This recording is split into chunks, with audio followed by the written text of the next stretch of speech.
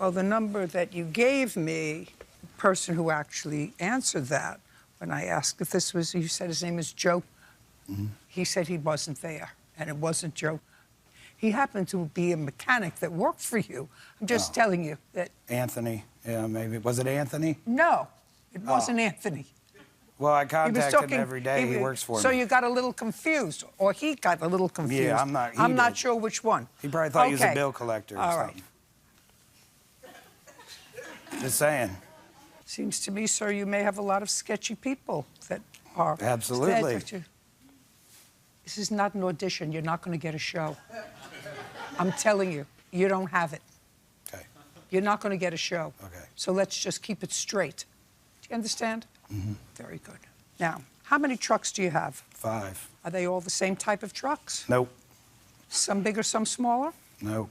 They're all generally the same size, just different makes, models. So they're all flatbeds? Yes. Those are the trailers, not the trucks, yes. What's the name of your company? Rich Trucking. Are each one of these trucks owned by Rich Trucking? Yes. And I would assume that they have, at minimum, because they must have, liability insurance. Is that correct? Absolutely. I couldn't operate without it. They'd revoke my authority. Now, on the day... I'm speaking. Okay. Now, the person who answered the number at this 937 area code said that in the afternoon he did speak to you on June 29th with regard to the truck and some concerns that you had. He seemed to think that he knew much better about what was going on and there was nothing wrong with the brakes of the truck. So then let's move on to July 1st. Yes, You ma'am. took the same truck out. Yes, ma'am. And the mechanic who was employed by Mr. B, as he calls you, told me that there was nothing wrong with the brakes on the truck.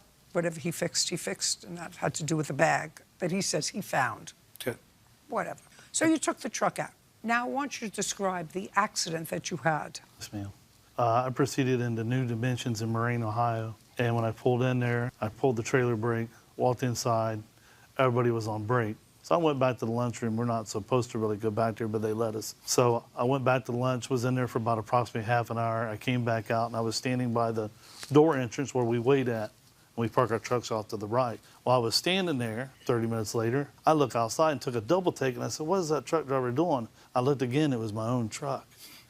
And it's proceeding down the hill. Where it was sitting was flat, but it proceeded down the hill. I ran outside, jumped inside the truck, and applied the brakes. As right as I applied the brakes, it did some minor damage to a car and a truck. And then I backed the truck up. Okay, so this is what the case is about. When damage was done to other cars and the truck, Mr. B took out money from your paychecks. Yes. For a period of time to cover the cost of what he said he paid for the damage to these other cars and trucks. And then you quit. And you want the money that he took out of your paychecks. I quit a while later on because he kind of strong-armed me and said, you know, I asked him if he wanted me to quit at the time of the accident. He came out, and I said, you know, well, I guess you're going to fire me. I said, just like the other guy, or keep me around, and like the guy previous, you make him pay the money back, and then you fire him. I'm asking you a question, sir. Mm-hmm. Did he take money out of... Yes. Did you get a paycheck at the end of every week, every 2 weeks? Every Friday I got a paycheck. Every Friday. And for how many Fridays did he take money out of your paycheck? There was paychecks. He took money out and didn't give me a receipt for them. He didn't give it to me until I asked for and demanded it. Would you tell me how much money he kept out of your paycheck? Approximately around $2,000. How much money did you take out of his paycheck, sir? I'm sure you kept the record. I took $2,374.34. Now, why didn't you submit this claim to your insurance company? If I turn in every claim, then I'll be out of business. And the guys that work for me will be out of business. Well, that's They too won't bad. have a job. Then that's too bad. You owe him $2,374. If there's an accident, that's what you have insurance for. Unless you have... And we discussed this in the beginning. I'm speaking. Unless you have evidence that this was a purposeful act. If it was a negligence act, that's what you have insurance for. If you think he's trying to sabotage your business... Well, I'm not saying that. Good, then you owe him $2,374 and your counterclaim's dismissed. We're done. Your Honor?